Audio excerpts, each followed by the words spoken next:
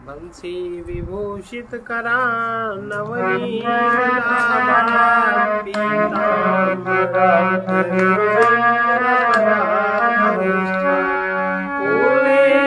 सुंदर मुखादर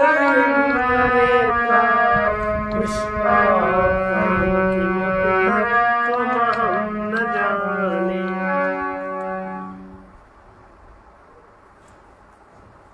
ये जो कल बताया था कि इस जन्म में अगर ब्रह्म को जान लिया है, क्यों उपनिषद के दूसरे मंत्र का, दूसरे अध्याय का 5वां मंत्र है, इस जन्म में ब्रह्म को जान लिया तब तो ठीक, और यदि उसे इस जन्म में न जाना तब तो बहुत बड़ी हानि है। क्योंकि हर प्राणी आवरण के कारण मोह और लोभ वश ही जीता है। उसके जिंदगी के साथ विवेक न होके मोह और लोभ की वृत्तियां ही हावी रहती हैं। उन वृत्तियों से उसको क्या चिंतन हो, उसको किस योनि में जाना पड़े, इसका कोई ठीक ठिकाना नहीं है। अगर इस जन्म में न जाना तब तो बड़ी हानि है। बुद्धिमान लोग उसे समस्त प्राणियों में उपलब्ध करके इस लोक से जाकर अमर हो जाते हैं। अतः आत्मबोध के द्वारा अपना उद्धार करो, विनाश में न पड़े रहो। श्रवण मनन जो कुछ करना पड़े उसको करो, किंतु भ्रांति को शीघ्र मिटा देना चाहिए।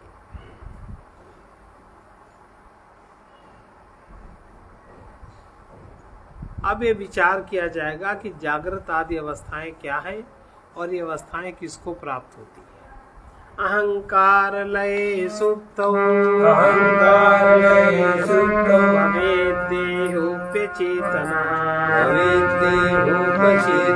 अहंकार विकासार्धम स्वप्न सर्वस्तु जागरण।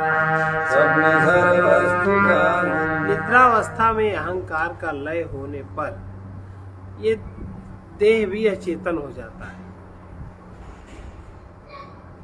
व्यक्ति के सो जाने पर देह अचेतन हो जाता है।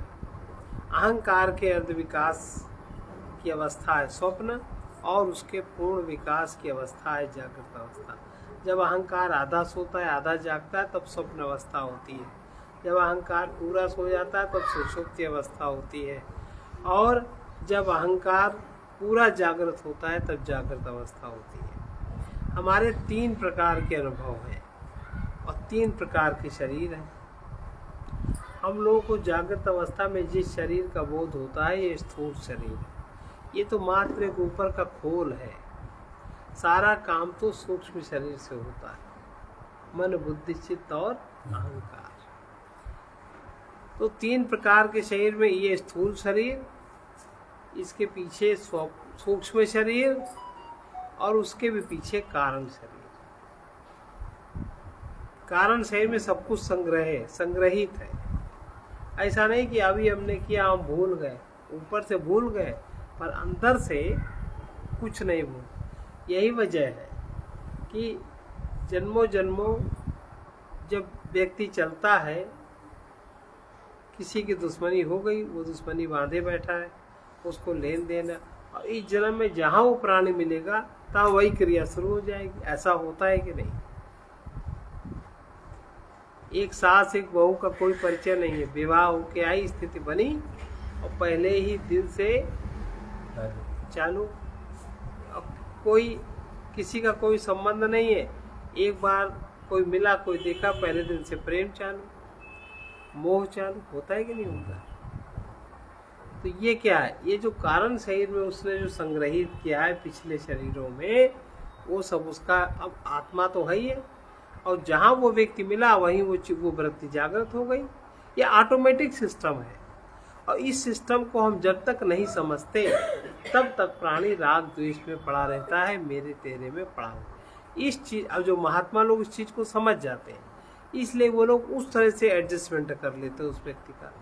जो महात्मा समझ जाते हैं वो उस तरह एडजस्टमेंट करते हैं, तो उनके जीवन में कोई नया अपराध नहीं बन पाता।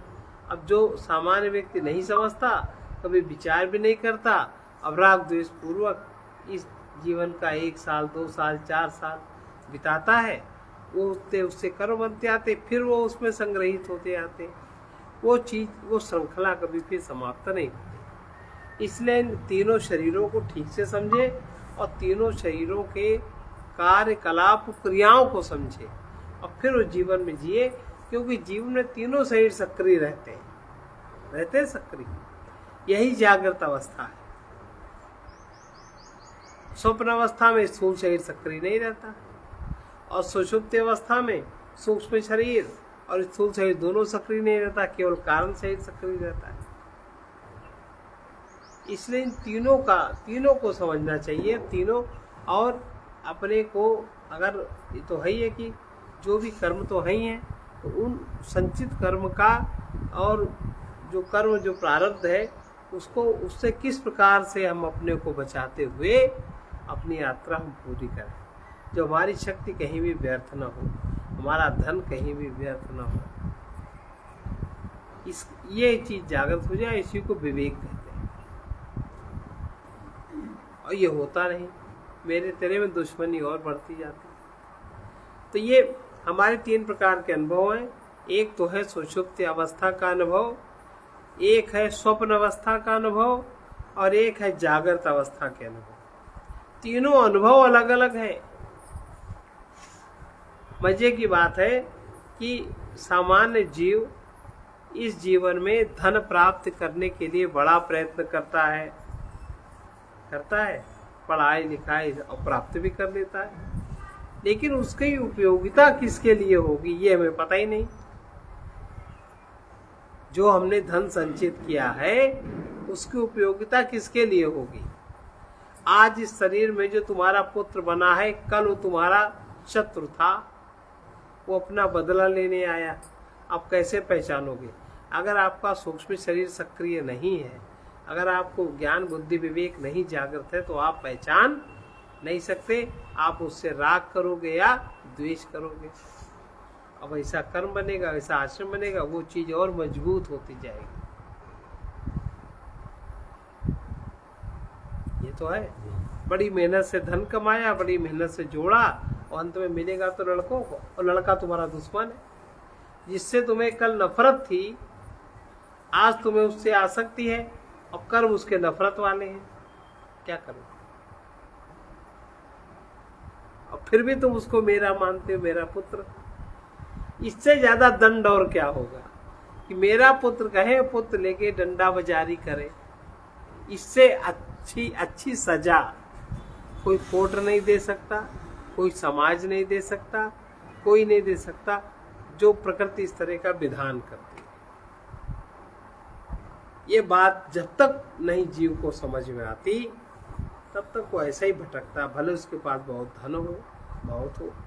तो ये जो 3 प्रकार की अवस्थाएं हैं, 3 तरह के अनुभव हैं। यदि अनुभव सत्य है तो वो अनुभव तीनों अवस्थाओं में सत्य है। यदि उसे कोई मिथ्या कहे तो वो मिथ्या तीनों अवस्थाओं में होगा। प्रायः लोग बिना विचारे स्वप्नों को मिथ्या और जागृत अवस्था को सत्य कह देते हैं, जबकि स्वप्न भी आपको प्रारब्धानुसार होता है, क्योंकि स्वप्न भी आपका भोग है। जागृत अवस्था भी प्रारब्धानुसार है, परिस्थितियां हैं। स्वप्न अवस्था में भी मानसिक परिस्थितियां हैं, मानसिक चित्र है। यह कहना वैसा ही है जैसा हमारे सामने पुस्तक और घड़ी रखी हो, हम कहते पुस्तक तो सही है और घड़ी गलत है। दोनों चीजें सही है अपनी अपनी जगह, हम उस बात को नहीं समझते और दोनों को ही हम देख रहे होते हैं, किंतु एक को सत्य दूसरी को मिथ्या कहें।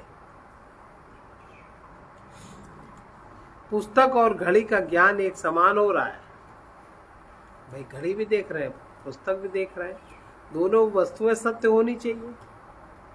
वही आंखें देख रही, पहचान भी रहे। इसी प्रकार हम स्वप्न और जागृत अवस्था दोनों अवस्थाओं का अनुभव करते हैं, वे दोनों एक ही प्रकार के सत्य हैं। समग्र जीवन में तीनों अवस्थाएं आती हैं, उन तीनों का विचार करने पर ही पूरे जीवन पर प्रकाश पड़ता है। तीनों अवस्थाओं का परिवर्तन अहंकार के लय और अहंकार के उदय होने से होता है। अहंकार का पूर्ण रूपेण लय होने पर सुषुप्ति अवस्था आ जाती है अथवा समाधि आ जाती है। तो समाधि तो सुलभ नहीं किसी को, तो बिरला कोई पुण्यवान। हम लोग सामान्य पुण्य भी नहीं करते कि जिन पुण्यों से हमारा शरीर बचे, हमारा मन बचे, हमारा आनंद, हमारा सुख बचे। हम सामान्य भी शरीर में पुण्य नहीं कर पाते जिन पुण्यों से हमारी सुरक्षा हो। तो असमय शरीर क्षीण हो जाता है, गिर जाता है। इस समय अहंकार का संबंध शरीर से नहीं रहता। शरीर अहंकार से वियुक्त होकर जड़ हो जाता है। वो मरता तो नहीं, किंतु उसे किसी वस्तु का ज्ञान नहीं होता। उस समय चोर घर में चोरी कर ले जाएं तो भी उनको पता नहीं लगता। शरीर भारी पड़ जाता है। सोए हुए बच्चे को उठाकर देखो, वो अधिक भारी लगेगा। ये शरीर की अचेतन अवस्था है। इस समय अहंग या इदंग की कोई वृत्ति नहीं रहती। किसी स्थूल सूक्ष्म वस्तु का ज्ञान भी नहीं रहता। अहंकार आधा उदय होने पर स्वप्न दिखाई देने लगते हैं, अर्थात जो आपके कारण शरीर में संचित वासना की रीढ़ है वो तो खुलती रहती। स्वप्न अवस्था में कुछ कभी कभी साक्षात उसका होने लगता है। अर्ध विकसित अहंकार में शरीर चेतना तो नहीं होती, किंतु स्वप्न संसार की रचना हो जाती है। अहंकार का पूर्ण उदय जागृत अवस्था कहलाती है। यही व्यक्तित्व की पूर्णता है। इस अवस्था में जीव को विश्व कहते हैं। विश्व का अर्थ होता है पूर्ण। पूर्ण व्यक्ति जागृत अवस्था में ही मिलता है। कोई व्यक्ति डॉक्टर साहब से मिलने जाता है तो उसका सेवक कहता है डॉक्टर साहब सो रहे। इसका तात्पर्य यह है कि डॉक्टर साहब का शरीर डॉक्टर नहीं है। यदि शरीर ही डॉक्टर हो तो रोगी सोते हुए शरीर से मिलकर अपने लिए दवा ले सकता है, किंतु ऐसा संभव नहीं। वस्तुतः व्यक्ति की बुद्धि डॉक्टर होती है, जो सोते समय किसी को उपलब्ध नहीं रहती। केवल शरीर से व्यक्तित्व अधूरा रहता है। पूर्ण अहंकार उदित होने पर शरीर से उसका तादात्म्य होता है और उस समय व्यक्ति पूर्ण रूपेण उपलब्ध है। और अहंकार में ही सारे विकार हैं। तो जागृत अवस्था में ही काम, क्रोध, लोभ, मोह, मद, मत्सर का व्यवहार होता है। ये सोने में भी होता है, जागृत अवस्था में ज्यादा होता है। जितना व्यक्ति भयभीत होगा उतना व्यक्ति लोभी होगा। जिंदगी में जिसको भय ज्यादा होगा उतना वो लोभी होगा, चाहेगा पकड़ के कि इससे हमें सुख मिलेगा, इससे हमारे जीवन की रक्षा होगी। और जितना भयभीत होगा उतना अज्ञानी होगा, उतना जड़ बुद्धि होगा, उतना उसको विचार करने की क्षमता ही नहीं होगी, उतना ही वो लोभी होगा। बहुत पढ़े लिखे होते हैं कि नहीं ऐसे, पर अंदर वो बहुत भयभीत होते, तभी बहुत लोभी होते हैं। स्वप्न अवस्था का विस्तृत वर्णन कर रहे हैं। स्वप्न अवस्था कैसे घटित होती है, स्वप्न कैसे दिखाई देते हैं। अंताकरण वृत्तिश्च चितिच्छायैक्यमागता वासना कल्पयेत स्वप्ने बोधे क्षैर्विषयान् बहि बुद्धि की जो अंताकरण वृत्ति, बुद्धि की जो अंतःकरण की वृत्ति है वो चित्त प्रतिबिंब, जो चेतना का प्रतिबिंब है जीव, उसके साथ एक की प्राप्त कर बुद्धि की वृत्ति और जीव, जब इन दोनों की एकता होती है तो संकल्प सृष्टि उत्पन्न होती है। बुद्धि की वृत्ति माने जो आपके कारण शरीर में छिपा है, वो वृत्ति बन के चित्त में जागृत हुआ, बुद्धि तक आया, और फिर जीव जो चित्त प्रतिबिंब है, ये दोनों जब एक हुए तो चित्त प्रतिबिंब के प्रकाश में वो वृत्ति दिखने लगती है। संकल्प सृष्टि उत्पन्न करती है तथा जागृत अवस्था में वही वृत्ति इष्ट और अनिष्ट के रूप में, ये अच्छा है ये बुरा है, बाह्य विषयों की रचना कर चक्षुरादि इंद्रियों के द्वारा उनको जानती है। जड़ अंतःकरण की वृत्ति और चित्त छाया की एकता से स्वप्न संसार की रचना होती है। वासनाओं की विविधता ही स्वप्न की विविधता प्रस्तुत करती है। यह संपूर्ण रचना बहुत कुछ चलचित्र के समान ही है। अकेले रील से पर्दे पर सिनेमा नहीं दिखाया जा सकता, ना अकेले प्रकाश से कोई चित्र ही बन सकता है। चित्रों की रील और प्रकाश के संयोग से पर्दे पर चित्रों का प्रक्षेप होता है। इसी प्रकार चेतना रहित अंतःकरण में, जिस अंतःकरण में चेतना नहीं है, चेतना रहित अंतःकरण से स्वप्न में कुछ नहीं दिखाई देता। जैसे बहुत लोग ऐसे हैं ना, कहते सो गए लेकिन हमें कुछ नहीं दिखाई देता, मतलब वो सुषुप्ति अवस्था में नहीं है। एक सुषुप्ति अवस्था में जाएंगे, वो निद्रा दूसरी होती, वो निद्रा बहुत कम होती लेकिन बड़ी शक्तिशाली होती, बड़ी शक्ति देने वाली होती है। अब जो व्यक्ति ऐसे कहता हमें स्वप्न नहीं आते, हमें कभी, मतलब वो जड़ है, उनका जो जीवत्व है वो भी विकसित नहीं है। अगर उनका जीवत्व तो केवल देह में ही सीमित है, और देह जहाँ सो गई वहीं वो भी जड़ में चले जाते हैं, तो उनको स्वप्न ही नहीं दिखता। ऐसे भी लोग हैं, इतने उनकी जड़ता है, उन्हें स्वप्न नहीं दिखता। एक जो सुषुप्ति अवस्था में जाता है उसको स्वप्न नहीं दिखता, एक जो आत्मज्ञानी हो उसको स्वप्न नहीं दिखता, एक जो समाधि में रहता उसको स्वप्न नहीं। लेकिन जो पहले नंबर का स्वप्न जिसको नहीं दिखता, वो सुषुप्ति में नहीं जाता, वो बहुत, उसकी चेतना बहुत अविकसित है। मनुष्य के चित्त में उसकी चेतना का फैलाव नहीं हो पाता, वो संकल्प नहीं हो पाता जो उसके स्वप्न बने। बहुत जड़ लेवल का व्यक्ति है। तो ऐसा ना सोचना जो को स्वप्न न दिखाई पड़े तो बहुत सुसुप्ति वाला, गहरी निद्रा वाला। समाधि वाला तो है। समाधि किसको समाधि नहीं देखता जिसको। नहीं, समाधि वाला, समाधि कैसी आएगी आपको भाई? समाधि सबको थोड़ी आती। समाधि वाला आप जा रहे हो तो कर इनको समाधि है ना, समाधि ऐसे थोड़ी ना आती। कितना उसका भाग्यशाली, कितना वो पुण्यवान है, क्या करता है, उसने क्या किया, आप कैसे मान लोगे कि इसको समाधि आई?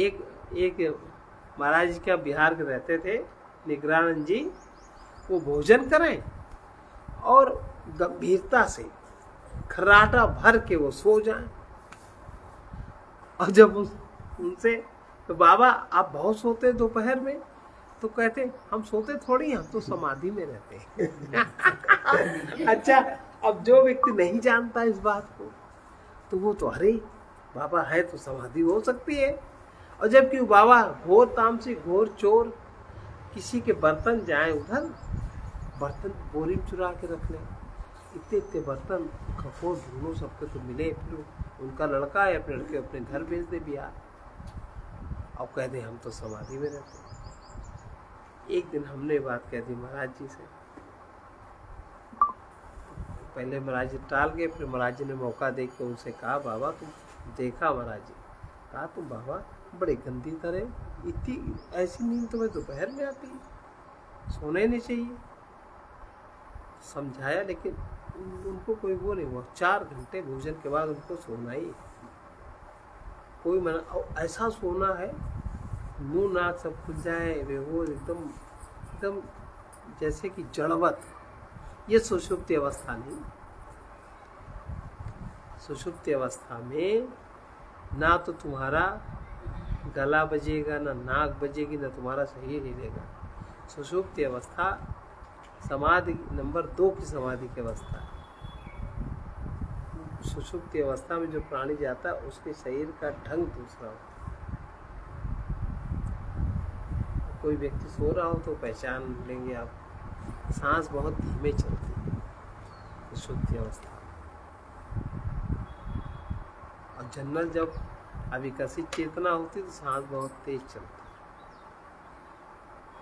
तो पहचान है। सामान्य व्यक्ति भी जो समाधित है, उस समाधिस्थ है सामान्य व्यक्ति, उसकी भी सांस बहुत धीमे चलती है।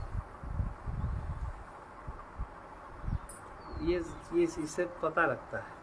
तो ये जैसे कि अकेला वासनाओं की विविधता ही स्वप्न की विविधता प्रस्तुत करती। विविध तरह की वासनाएं होते, तरह के स्वप्न होते। यह संपूर्ण रचना बहुत कुछ चलचित्र के समान ही है। अकेली रील से पर्दे पर सिनेमा नहीं दिखाया जा सकता और न अकेले प्रकाश में कोई चित्र बनता। अगर कोई जीव है केवल छाया है, कोई चित्र नहीं बनेगा। उसके साथ जब तक अंतःकरण की वृत्ति बुद्धि में आके वो वृत्ति नहीं है तब तो आएगा। तो ये चित्रों की रील और प्रकाश के संयोग से पर्दे पर चित्रों का प्रक्षेप होता है। इसी प्रकार चेतना रहित अंतःकरण से स्वप्न में कुछ नहीं दिखाई देता। जो लोग कहते हैं कि हमें स्वप्न नहीं आता और लेटे और तुरंत सो गए, कोई स्वप्न नहीं देखते वो लोग, उनकी चेतना का विकास ही नहीं है।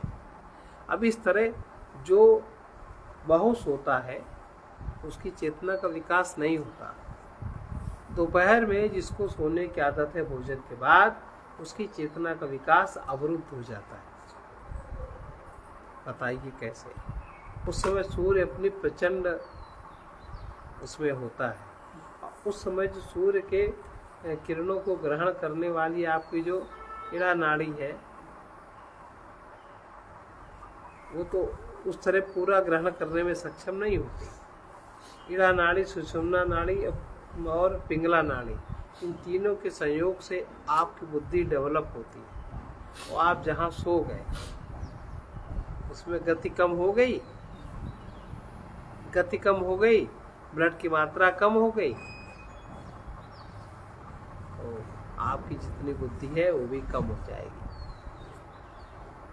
उसमें ऊर्जा नहीं पहुंचती तो चेतना जागृत नहीं होती। इसलिए सदियों से अभी जो जितने भी बुद्धिमान व्यक्ति कहते दोपहर में सोना नहीं चाहिए। सुनते? दोपहर में सोना नहीं ठीक होता है,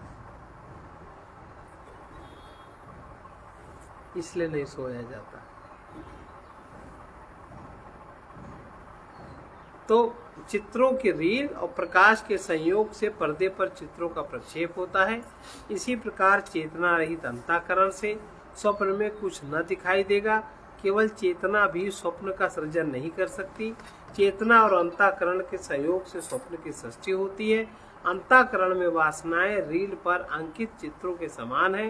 रील में जैसे चित्र भरे होते हैं वैसा ही सिनेमा पर्दे पर दिखाई देता है।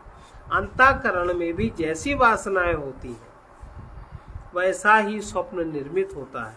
वासनाएं जागृत अवस्था के अनुभवों के चित्र हैं। अब जागृत अवस्था आप कह दो कि अभी जग रहे हैं, अभी का स्वप्न रात में देख लें, वो तो जो सबसे नीचे जो खुला है वहीं से चलेगा ना। अभी वाला आपका खुला थोड़ी है, अभी वाला तो उसमें निपट गया। जो चल रहा है वो चलेगा। किसी जन्म में, पिछले जन्म या इसी जन्म में, पहले या बाद में, जीवन तो अनवरत प्रक्रिया चलती रहती है उसकी। तो जैसे अंतःकरण वासना रील पर अंकित चित्रों के समान है। रील में जैसे चित्र होते हैं वैसा ही सिनेमा पर्दे पर दिखाई देता है। अंतःकरण में जैसी भी वासनाएं होती हैं वैसा ही स्वप्न निर्मित होता है।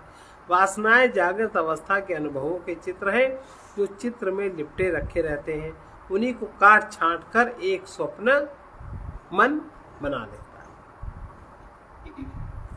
लेता है।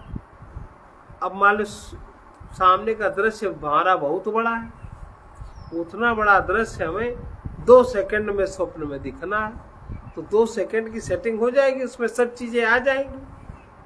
तो उस तरह वो एडजस्ट कर लेगा ना, संक्षेप कर लेगा मन, पर देखेगा वो सब, तो आकार प्रकार कुछ बदल जाता है। ये है, पहले जागृत अवस्था में वासना बनती है। अब आप जागृत अवस्था कह रहे हो कि हम तो 1 घंटे में सोए और जगे, वही ना। कितने शरीर मिले, सब में जागृत अवस्था थी, सब में वासनाएं थी, सबकी वासनाएं संचित हैं। वो शरीर लेकर के आप इस शरीर में आप घुसे तो सारा मैटर तो वही चल रहा है ना। वही आपको संबंधी मिले जिनसे आपका पिछला संबंध था, कोई नए संबंधी नहीं मिले। वही आपको सारी परिस्थिति मिली, वही आपको मन स्थिति मिली। आपका मन वैसा ही है। मन आप अपना कहाँ बदल पाते? प्राकृतिक रूप से उसी के आधार पे। जो बहुत जागृत है, बहुत कोशिश करता, वही बदल पाता है, नहीं सबका नहीं बदलता। अगर सबका मन बदलता होता तो भारत में पैदा होके इतने बार घंटी हिलाई, इतने बार मंत्र जपा, क्या परमात्मा के अस्तित्व को आपके मन ने स्वीकार किया? क्या बुद्धि ने स्वीकार किया? कह दो नहीं, हम तो मानते हैं।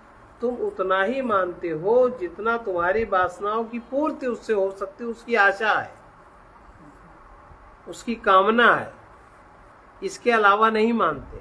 तो आपकी जो वासना पूर्ति नहीं है, जो कामनाओं की पूर्ति नहीं है, वो पूर्ति चूंकि ईश्वर बड़ा शक्तिशाली है, भगवान बहुत बड़ा है, शक्तिशाली है, तो वो हमारी कर देगा। मनुष्य नहीं कर पा रहे हैं, इसलिए घंटे हिलाओ, आरती करो। तो ये उसका अस्तित्व स्वीकार थोड़ी ना हुआ। ये तो अपनी मनस्थिति उनको स्वीकार कराना है। अब ये उल्टी बात हमें कहाँ दिखाई देती है ना? जबकि यही सच्चाई तो है। हम उसके अस्तित्व को कहाँ स्वीकार करते हैं?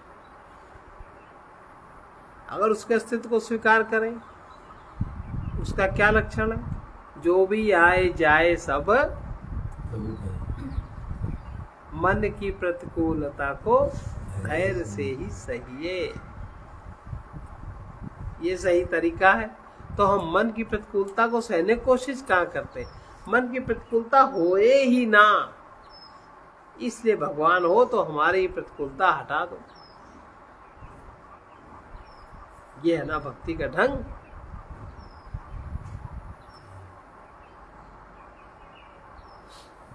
ये भक्ति का ढंग है। तो वही कह रहे हैं कि शूटिंग किए हुए चित्र ही सिनेमा में दिखाए जा सकते हैं। तो जिन वासनाओं को हमने देखा है, सुना है, भोगा है, वही वासनाएं हमारे अंतःकरण अंदर जाती। हम जिनके साथ जिए नहीं, जिनको हमने अभ्यास नहीं किया जिनका, वो मेरे अंतःकरण में नहीं जाता। हमने देखा है प्रीतिपूर्वक, सुना है प्रीतिपूर्वक, भोगा है प्रीतिपूर्वक, उसी के तो अनुभव संचित है।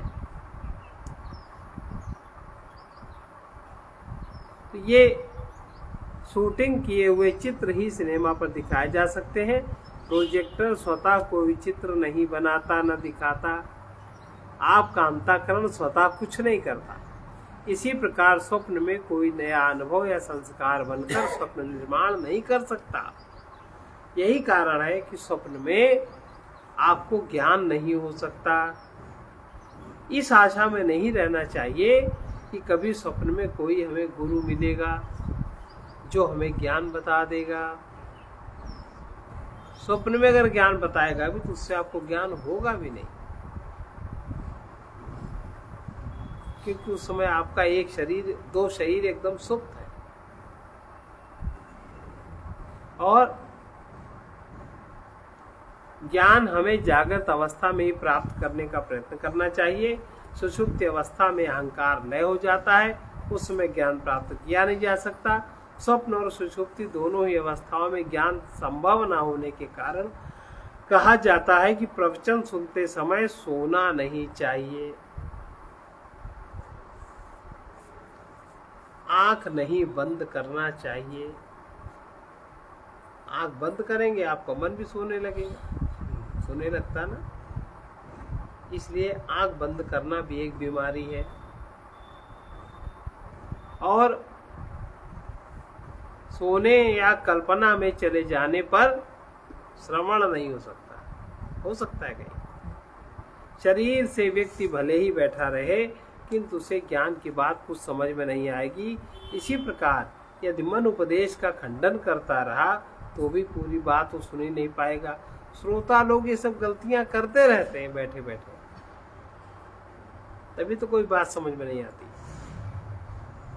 सुनते समय सावधानी पूर्वक केवल श्रवण करना चाहिए। अपने पूर्व अनुभव के साथ उसकी तुलना या खंडन मंडन बाद में मनन के समय पर कर सकते हैं। यदि कहो स्वप्न में तो ऐसी विचित्र बातें दिखाई देती जो जागृत अवस्था में कभी देखी सुनी नहीं, तो इसका कारण केवल यही है कि जागृत अवस्था में अनुभव जो हमारे अंतःकरण चित्त पे जाते हैं वो खिचड़ी बन के जाते हैं। कैसे? अभी हम भोजन कर रहे हैं, अब भोजन करते समय हमने कुछ सोचा, सोते समय किसी का फोन आ गया, आप तुरंत मोबाइल उठा लिया। अब 3 अनुभव, अब फिर भोजन करते, अरे नमक तो ज़्यादा नहीं है। अब 4 तरह के अनुभव, 4 वृत्तियाँ हो गई। अब 4 वृत्तियाँ एक जगह गई तो खिचड़ी मिल गई 4, अब वो 4 एक साथ उभरेंगी तो एक ही बिंदु पर वो 4 चीजें होंगी। तो आपको कि जागृत अवस्था में तो ऐसा कभी नहीं हुआ जो ऐसा हो। तो इस तरह का स्वप्न में एकत्रीकरण होता है कि नहीं होता? जैसे उदाहरण दे रहे हैं कि जागृत अवस्था के अनुभव खिचड़ी बन जाते हैं और विचित्र स्वप्न की रचना कर देते हैं। कहीं की ईंट, कहीं का रोड़ा, भानुमति ने कुंभा जोड़ा। स्वप्न में यदि सींगधारी कोई व्यक्ति दिखाई देता है तो उसका कारण केवल यही है, स्वप्न दृष्टा ने जागृत अवस्था में अनेक पुरुष देखे, सींग वाले पशु भी देखे। पशु के सींग मनुष्य के सिर पर पहुंच जाना मन की काट छाट है। अब वो पशु मनुष्य एक साथ देखेगा, जैसे सड़क पे चल रहे हैं, पशु भी हैं मनुष्य भी हैं, यहाँ देखा अलग अलग। मन तो उतना बड़ा है, मन ने उसमें दोनों चीजें रखी। अब स्वप्न तुम्हें दोनों चीज दिखाना है तो चाहे मनुष्य के पशु के शरीर में मनुष्य का चेहरा लगा दे और चाहे मनुष्य के देह में पशु के सींग लगा दे, दिखना आपको सब है, सब उतने में ही दिखना है। इस तरह से हो जाता है। तो चित्त छाया युक्त अंतःकरण की वृत्ति पूर्ण रूप से उदित होकर स्थूल शरीर से संपर्क में आती है। चित्त छाया युक्त, अब ये तो स्वप्न की बात हो गई। अब जागृत अवस्था में क्या होता है? जो जीव है वो अंतःकरण की वृत्ति के साथ जागृत हुआ, वृत्ति पूर्ण रूप से उदित हो गई और स्थूल शरीर के संपर्क में आ गई और इंद्रियों के द्वारा बाह्य वस्तुओं को देखने लगी।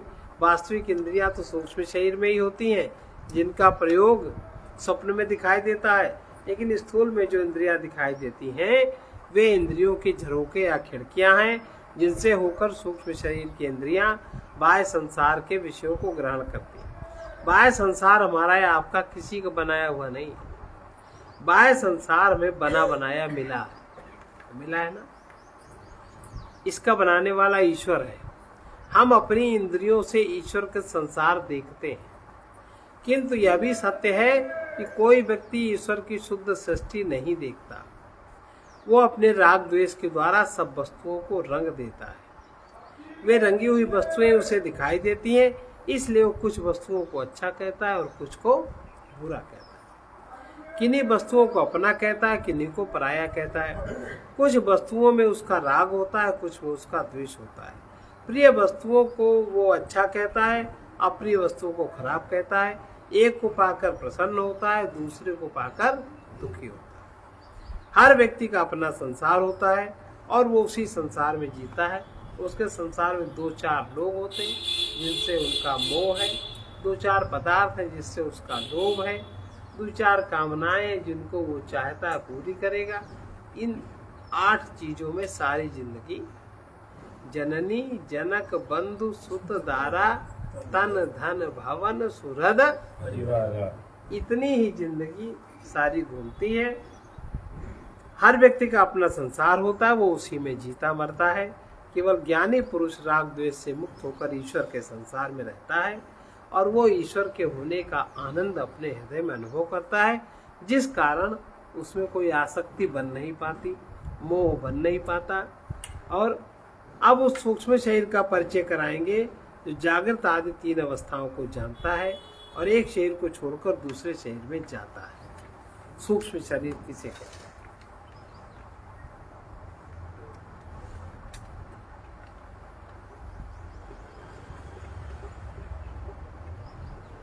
मनोहं कृत्युपादानं लिंगमेकं जडात्मकम् अवस्थात्रयमन्वेति जायते म्रियते तथा।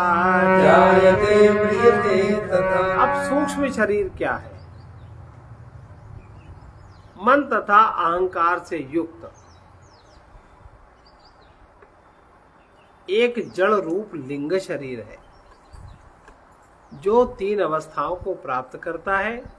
वही शरीर जन्म लेता है और मरण को प्राप्त होता है। हमारे स्थूल शरीर के अंदर एक सूक्ष्म शरीर है। इसके 2 मुख्य अंग हैं, एक तो मन और दूसरा अहंकार। अब इन्हीं 2 को लेकर के तो हमारी जिंदगी चलती है, मन और अहंकार।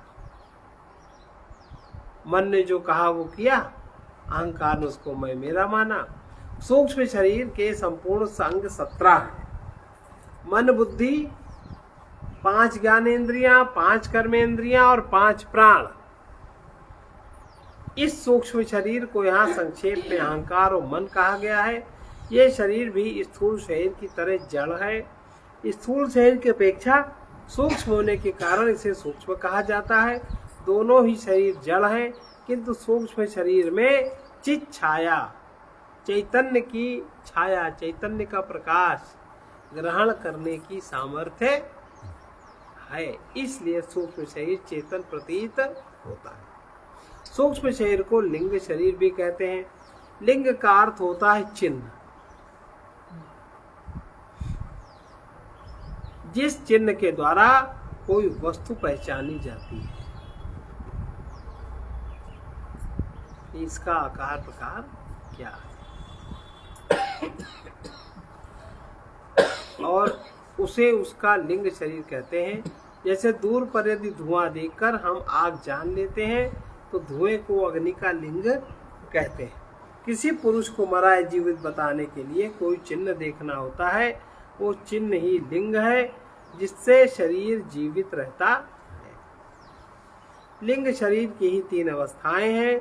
वही अहंकार का लय करके सुषुप्ति में चला जाता है, वही अर्धविकसित अहंकार से स्वप्न देखता है और वही पूर्ण अहंकार से स्थूल शरीर में तादात्म्य कर जागृत अवस्था में आ जाता है। यह लिंग शरीर ही स्थूल शरीर छोड़कर चला जाता है, तब उस शरीर को मृत कहते हैं। जब वो नए स्थूल शरीर में प्रवेश करता है तो उस शरीर का जन्म होता है। वस्तुतः जन्म और मरण स्थूल शरीर का होता है। सूक्ष्म शरीर स्थूल शरीर की तुलना में सदा बना रहता है। स्थूल शरीर जल्दी जल्दी मरता है, जल्दी जल्दी जीता है। सूक्ष्म शरीर इतनी जल्दी मरता जीता नहीं। वो किसी स्थूल शरीर के साथ मरता नहीं। सूक्ष्म शरीर के आने से स्थूल शरीर चेतन होता है और उसके जाने से अचेतन हो जाता है। इस चेतनता के आने जाने को ही जन्म और मरण कहते हैं। लिंग शरीर का जन्म मरण नहीं होता, वो एक समान बना रहता है। वो अपने कर्म के अनुसार कभी वनस्पति जगत, कभी कीट पतंग जगत, कभी मनुष्य के शरीर धारण किया करता है। आत्म चैतन्य का जन्म मरण नहीं होता, उसमें वृद्धि क्षय भी नहीं होता। वो स्वयं चेतन स्वरूप है और अंतःकरण को भी आत्म स्वरूप चेतन बनाता है। जैसे जिससे अंतःकरण चेतन बनता है उसको चित छाया कहते हैं। उसमें जब अहम का स्मरण होता है तो उसको जीव कहते हैं और उसमें जब मन का आकार जुड़ जाता है तो उसको अहंकार कहते हैं। अंतःकरण में ऐसी सामर्थ्य है कि वो आत्मा का चैतन्य ग्रहण कर लेता है। चित छाया युक्त अंतःकरण अपने कर्मानुसार अनेक शरीर धारण करता है, वो भी मरता नहीं, किंतु अजीत शरीर को छोड़ता है, उसकी मृत्यु होती है, वो पंच तत्व में मिल जाता है। सूक्ष्म शरीर जिस नए स्थूल शरीर में जाता है उसी का जन्म होता है। इसलिए गीता में भगवान कहते हैं, अशोच्यान्नव शोचस्त्वम, जिस बात का तुम्हें शोक नहीं करना चाहिए उसी के लिए शोक करते हो। शाश्वत अनंत आत्मा कभी मरता नहीं, उसे कोई रोग दोष या दुर्बलता भी नहीं आती, वही अपना सत स्वरूप है, उसके लिए शोक करने का प्रश्न नहीं उठता। सूक्ष्म शरीर भी बार बार शरीर धारण करता है, मरता वो भी नहीं, इसलिए उसका भी क्या शोक करना। स्थूल शरीर ही बनता बिगड़ता है, उसका यही स्वभाव है, उसे नष्ट होना चाहिए, अन्यथा वृद्ध होने में बहुत भार बन जाता है। कोई भी वृद्ध रोगी शरीर में रहना नहीं चाहता, इसलिए स्थूल शरीर के जन्मने मरने पर हर्ष और शोक मनाना व्यर्थ है। बहुत लोगों के यहाँ देखो पुत्र आदि का जब जन्म होता है तो कैसे लोग पागल हो जाते हैं। प्राचीन काल में तो ये नियम था कि जितने भी उस समय अभावग्रस्त होते थे सबको बहुत दान आदि होता था। आजकल ये सब नहीं होता। आजकल गिफ्ट लाओ रख ले, पहले से उसका पुण्य क्षीण कर दो, देने की बात नहीं। आजकल उल्टी बात हो गई। जो नश्वर है वो नश्वर रहने में ही ठीक है, जो शाश्वत है वो शाश्वत रहने में ही ठीक है। इसलिए शोक करने का अवसर कहाँ। अब प्रश्न है कि भ्रांति प्रारंभ कहाँ से हो गई। हम अज्ञान में पड़ ही कैसे गए, हमारे ना चाहते हुए भी हम शोक में कैसे पड़ गए। इन प्रश्नों का उत्तर है माया। आगे के श्लोक में माया किसे कहते हैं ये बता रहे। शक्ति द्वयम ही मायाया विक्षेपावृत्ति रूपकम विक्षेप शक्ति लिंगादि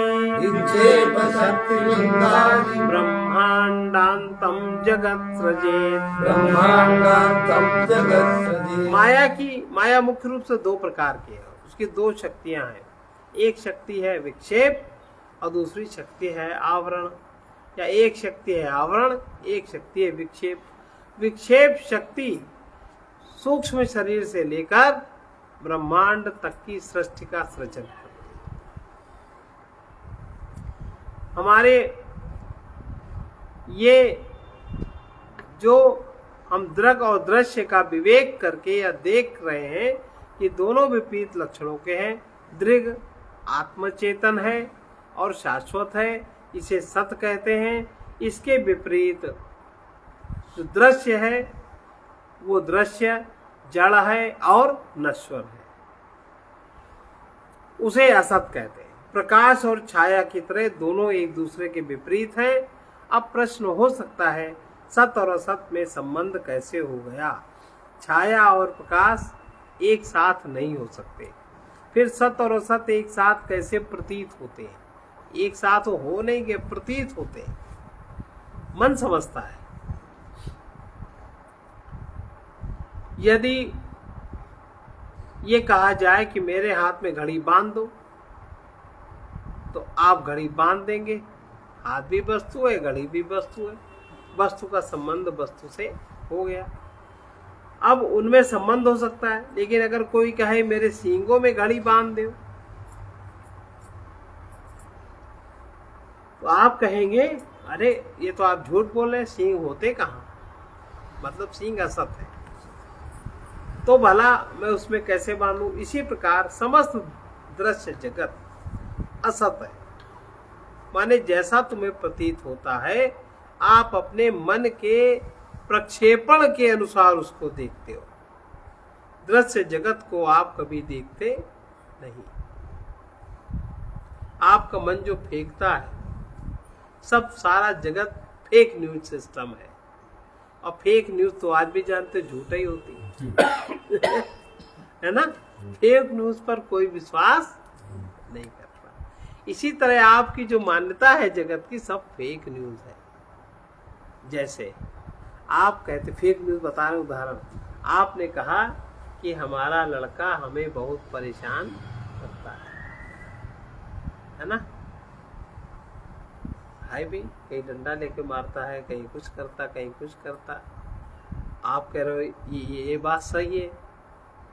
अब जो जगत को वास्तविक देखता है, नियम से देखता है, तो वो देख रहा है कि पिछले शरीर में तुम्हारा दोनों का क्या संबंध था, उसके अनुसार यहाँ एकत्रीकरण हुआ, तो वो जो कर रहा है वो ठीक कर रहा है। अब आपकी फेक न्यूज हुई कि नहीं आपने जो न्यूज फेंकी, देखने में आप कह रहे हो यही सही है, लेकिन उसके में वही सही है। आप कह तो नहीं, इस जन्म में उसको पुत्र है तो पुत्र का नियम निभाना चाहिए,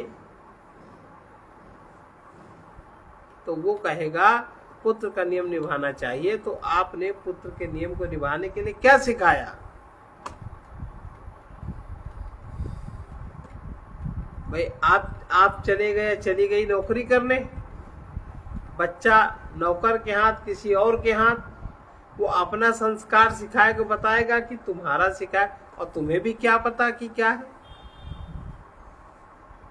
तुमने अपने सुख के लिए तुमने अपना रास्ता चुना।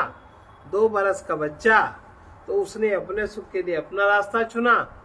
अब दोनों अपनी अपनी जगह सही हो, कौन तुम्हारे काम आवे? आपने उसको दिया क्या? जब आपको देना चाहिए तब आपने अपने सुख में रहे। आप क्या दिया अपने बच्चे को? बच्चा रो रहा है, उसको दूध चाहिए, आप काम में लगी हो, रुको, रोक के कहीं डांट दिया, कहीं झटक दिया, कहीं कुछ कर दिया, वो बिलबिलाता घूम रहा है। आप जब अपना निपटते तो तब आप बच्चे पे ध्यान देते हो। अभी सब फेक न्यूज है कि नहीं जिंदगी की? फेक न्यूज गलत है, और वही सारे संस्कार भरते रहते हैं, फिर उसी तरह के व्यवहार बनते हैं। तो ये इसी प्रकार समस्त जगत, समस्त दृश्य जगत, जो जगत जो आपका दृश्य है, देखो दृश्य जगत माने जो ये देख रहे हैं यथार्थ देख नहीं रहे। हम कह रहे हैं आकाश नीला है, आकाश नीला नहीं है। कह रहे सूर्य इतना बड़ा, सूर्य इतना बड़ा नहीं है। हम कह रहे हैं हवा ठंडी चल रही है, हवा ठंडी नहीं है। हवा में ठंडे गर्म का कोई गुण नहीं है, सब कुछ नहीं है ना।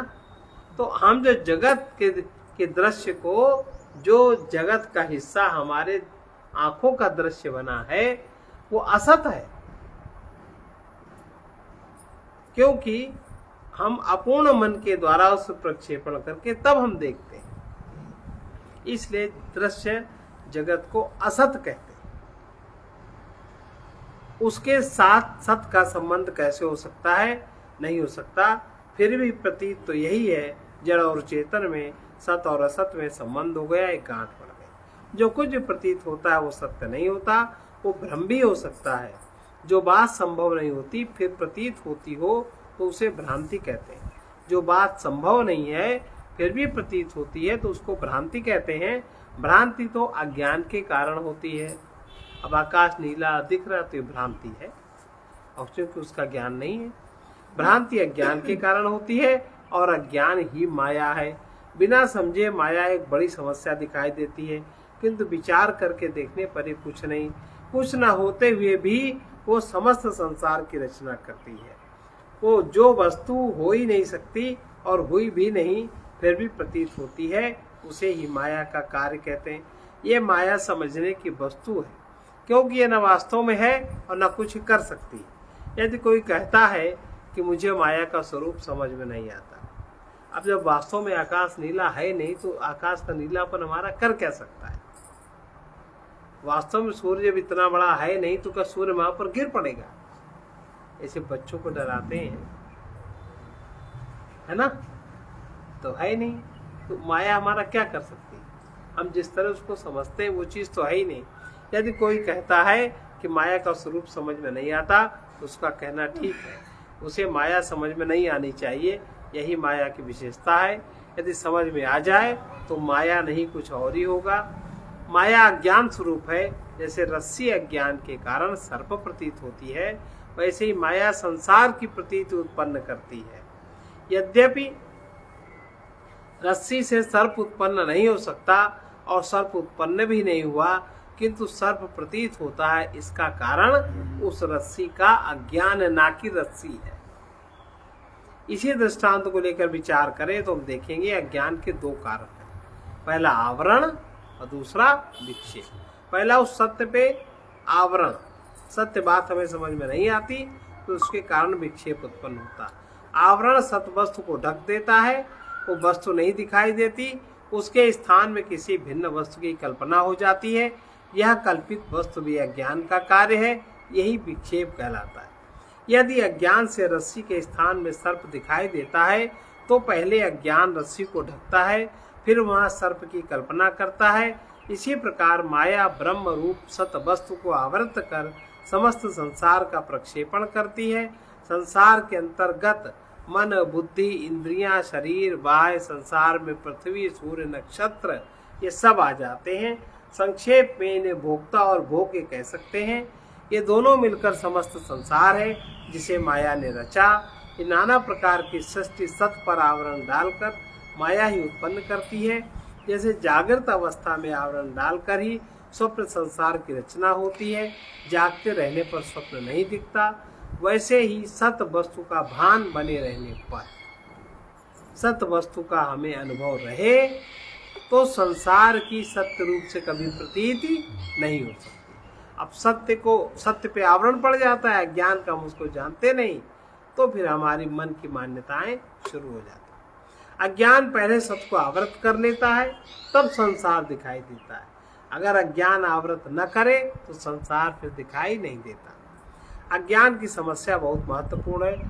तत्वदर्शी जन इस अज्ञान को हटाकर सत्य वस्तु का प्रतिपादन करते हैं। अज्ञान का न प्रतिपादन किया जाता है, न इसका उपदेश किया जाता है। ज्ञान के द्वारा ही अज्ञान की निवृत्ति हो सकती है। अतः अज्ञान स्वतः कोई वस्तु नहीं है, वस्तु का ज्ञान ना होना ही अज्ञान। यदि अज्ञान का विश्लेषण करें तो उसे जानने का प्रयत्न करें तो ये बहुत दृढ़ और अविचल दिखाई देगा। इस प्रकार का प्रयत्न अज्ञानियों का काम है। अज्ञान किसी वस्तु विशेष का होता है, उस वस्तु को जान लेने पर अज्ञान स्वतः ही समाप्त हो जाता है। यदि ऐसा कहा जाए कि मेरे 2 पुत्र हैं, तो आप स्वीकार कर लेंगे पुत्र हो सकते हैं, 2 भी हो सकते हैं। फिर यदि मैं कहूं कि मुझे अज्ञान है, तो आप पूछेंगे किसका ज्ञान है, किस बात का ज्ञान है। फिर कहना पड़ेगा मुझे अंग्रेजी नहीं आती, संस्कृत नहीं आती, हिंदी नहीं आती, इसका मुझे अज्ञान है।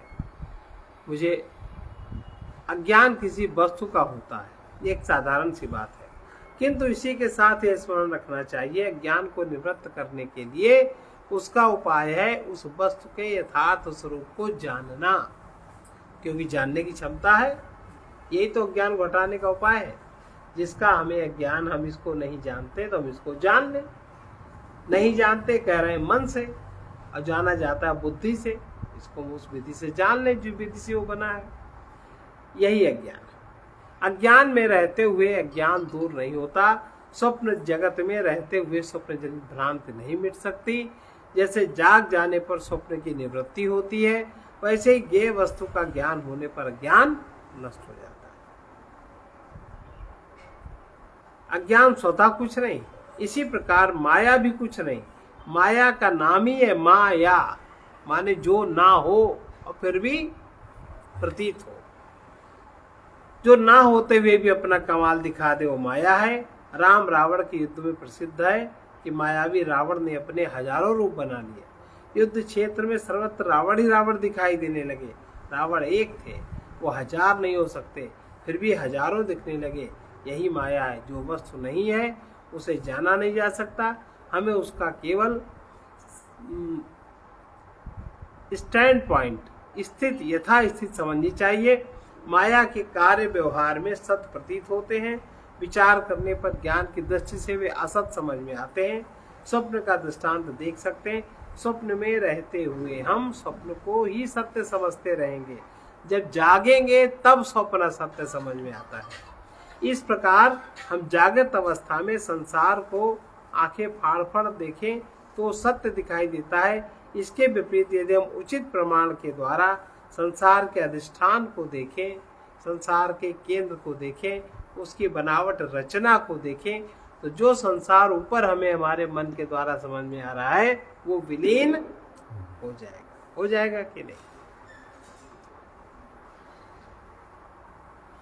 ज्ञाते तत्वे कह संसार, तत्व का ज्ञान होने पर संसार कहाँ रह जाता। ये सुनकर किसी के मन में आ सकता है कि संसार सत और असत दोनों है। ऐसा ही मानना मूर्खता। एक ही वस्तु सत और असत नहीं हो सकती। हम कहें घड़ी है भी नहीं है, इस बात को भला कौन बुद्धिमान व्यक्ति स्वीकार करता है?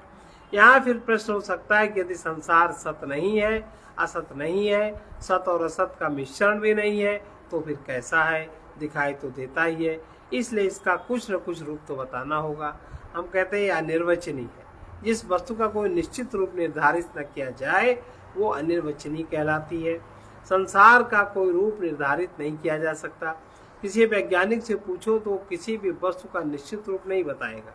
एक फूल, एक एटम, एक कार, किसी को लेकर रूप का निर्धारण नहीं होता। कार क्या है? दरवाजा कार नहीं है, स्टीयरिंग कार नहीं है, इंजन कार नहीं है, गद्दी कार नहीं है, फिर कार है क्या? टायर कार नहीं है, कोई नहीं बता सकता कि कार क्या है। जिस वस्तु का स्वरूप निश्चित नहीं हो सकता उसे अनिर्वचनीय कहते हैं। तो कार अनिर्वचनीय हुई, और जो अनिर्वचनीय है वो मिथ्या है। असंचेन्न प्रतीयते सचेत न बाध्येत। असत अर्थात असत वस्तु की प्रतीति नहीं होती और सत का बोध नहीं हो सकता। असत वस्तु की प्रतीत नहीं हो सकती और सत वस्तु का बोध नहीं हो सकता। किंतु जो वस्तु प्रतीत होते हुए भी सत ना हो, प्रतीत हो रही है पर वो सत नहीं है, वो मिथ्या है।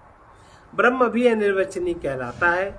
यदि अनिर्वचनीय मिथ्या है तो ब्रह्म को भी मिथ्या होना चाहिए। ये बड़ा महत्वपूर्ण बात है। क्या ये ठीक है? नहीं। ब्रह्म अनिर्वचनीय होते हुए भी मिथ्या नहीं है। ब्रह्म की अनिर्वचनीयता माया की अनिर्वचनीयता में अंतर है। माया की अनिर्वचनीयता ऐसी है कि इंद्रिय गोचर होते हुए भी उसका रूप निर्धारित नहीं किया जा सकता। विचार करने से वो विलीन हो जाती है। इससे भिन्न ब्रह्म की अनिर्वचनीयता ये है कि वो इंद्रिय गोचर कभी नहीं होता, फिर भी वो शाश्वत है। वो नित्य होने के कारण मिथ्या तो नहीं है, लेकिन इंद्रियों से जानने में ना आ सकने के कारण उसका इंद्रियों से, मन से वर्णन नहीं किया जा सकता। अतः ब्रह्म अनिर्वचनीय होकर भी सत है और माया अनिर्वचनीय होकर भी मिथ्या है, असत। अब अगर पूछा जाए कि मैं नित्य हूं, जैसे बहुत लोग कहने लगते हैं, मैं ज्ञान स्वरूप हूं, पूर्ण हूं, किंतु मुझे लगता है कि मैं अनित्य हूं, अज्ञानी हूं, अपूर्ण हूं। ऐसा क्यों है? यदि मैं आपसे पूछूं कि आपको ऐसा क्यों लगता है, ये विपरीत भावना आप में क्यों आ गई, तो आप ही बताइए ऐसा क्यों। आप इसका उत्तर नहीं दे सकते। आप ये कहकर चुप हो जाएंगे कि मैं पूर्ण होकर भी अपनी अपूर्णता अनुभव करता हूं। अब मैं कोई पूछे, आप ये प्रश्न अपने को सत स्वरूप जानकर पूछ रहे हो या बिना जाने पूछ रहे हो, तो आप कहेंगे मैं अपना सत स्वरूप जान के पूछ रहा हूँ। अगर सत स्वरूप जान के पूछ रहे हो, अगर ये समझते हैं, आप ऐसा कुछ पूछ ही नहीं सकते। अगर सत स्वरूप को जान के समझेंगे, आप कुछ पूछ नहीं सकते। आप अपने को पूर्ण कर जानकर कैसे कह सकते हैं कि मैं अपूर्ण हूँ? ये कदापि नहीं कहा जा सकता। यदि आप कहें मैं अपनी पूर्णता को नहीं जानता, फिर भी ऐसा नहीं पूछ सकते, तो आप अपने सत्स्वरूप को जान लें। उसके बाद आपको पूर्णतया अपूर्णता का दुख समाप्त हो जाएगा। कुल मिला के अपने सत्स्वरूप को जानने का प्रयास करना चाहिए। ये है माया।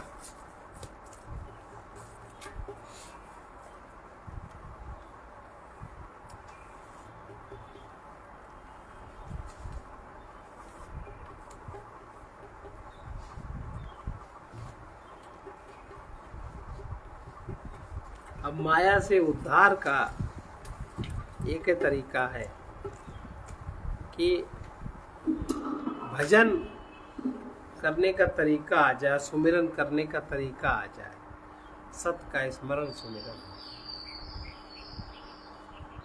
भजन बिन जीव महादुख पावत, भजन बिन जीव महादुख पावत, भजन बिन जीव महादुख पावत, भजन बिन जीव महादुख पावत।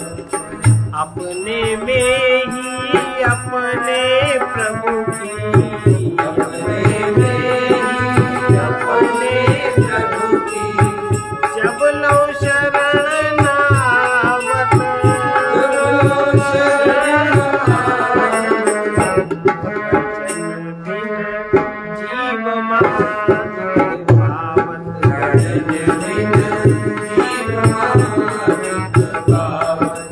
जन्म मरण के प्रकृति चक्र में, जन्म मरण के प्रकृति चक्र में, जगवासना नचावत, जगवासना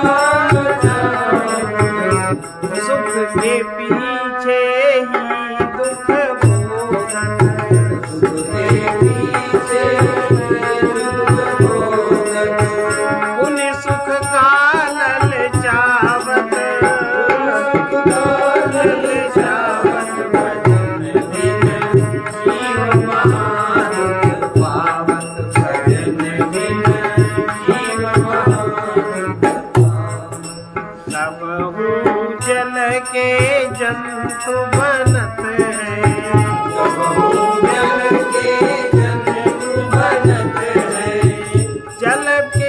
जल बिन प्राण गवावत, कबहू उड़त भ्रमर पतंग बनी।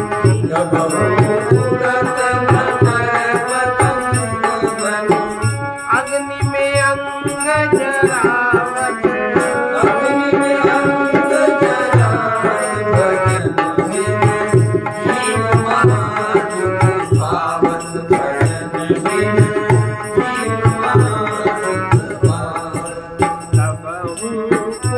कर शूकर तन धरी।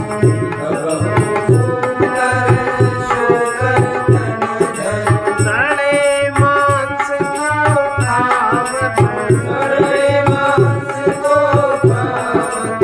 कबहू काक गीत बक बन कर।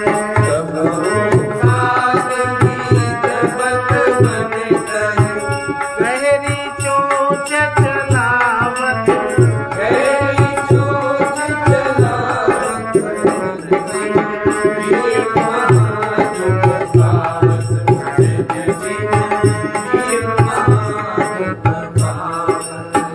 अपने में ही अपने प्रभु की,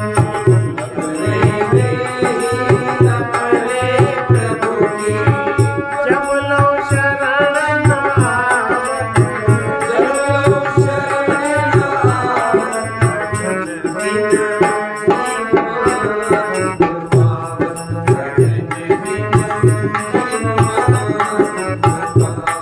कबहू बंदर रीछ रूप में,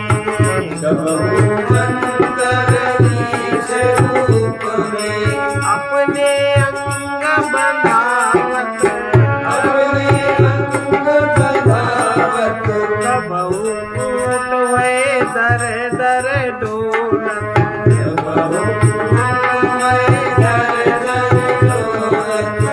बोझा पीठ लदावत,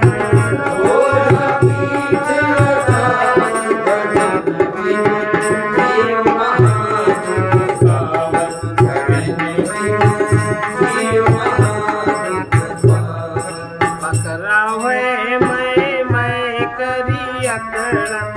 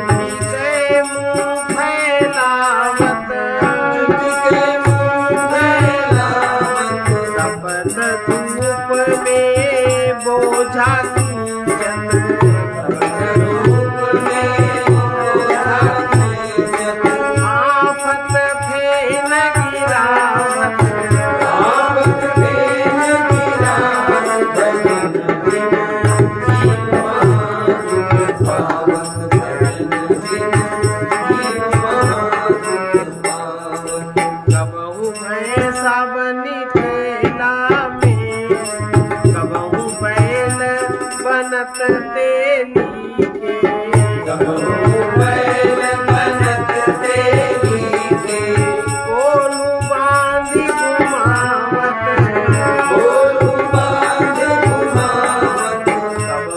जोतत हल किसान के जब ऋण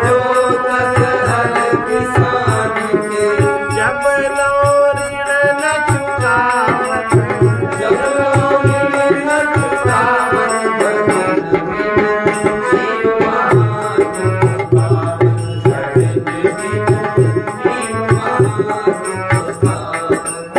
प्रभु करुणा करी भ्रमित जीव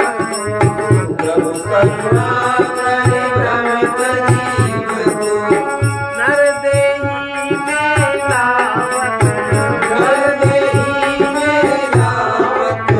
जिस साधन से मुक्ति मिलत है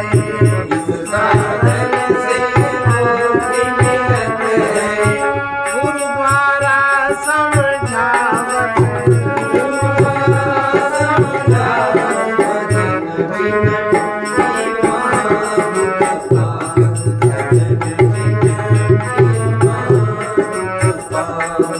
जब मानव सबसे विरक्त बन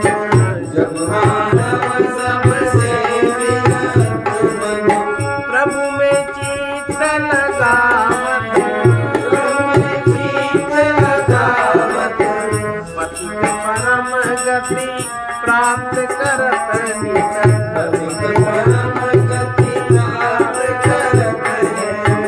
परमानंद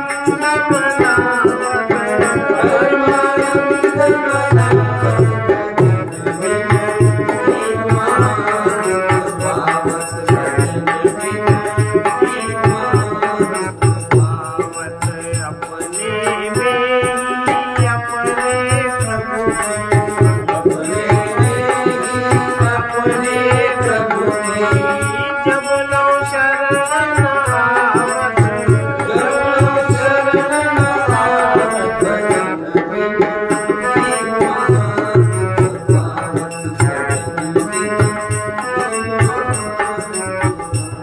इसका संत वचन है, भजन वही है जिससे मन भगवानमय हो जाए। परम प्रभु को अपना सर्वस्व मान लेने पर सब कर्म उन्हीं के अनुकूल करना ही भगवत भजन है। देखो भजन की कितनी बड़ी परिभाषा। परम प्रभु को अपना सर्वस्व मान कर सब कर्म उन्हीं के अनुकूल करना ही भगवत भजन है। भजन से प्रसिद्धि होना, मान प्रतिष्ठा प्राप्त होना, धन लाभ होना, स्त्री में आसक्त होना, इच्छित वस्तुओं की प्राप्ति हो जाना, ये सब भजन में विघ्न है, जिससे साधक को सावधान रहना चाहिए। सर्वे भवन्तु सुखिनः,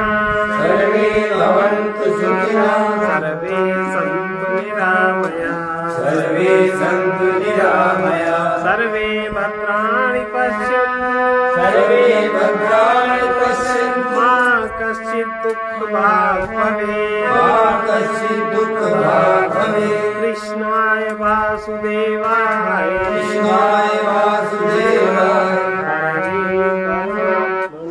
हरे परमात्मने प्रणतक्लेशनाशाय गोविन्दाय नमो नमः। असतो मा सद्गमय तमसो मा ज्योतिर्गमय मृत्योर्मामृतं गमय। ओम शांति शांति शांति।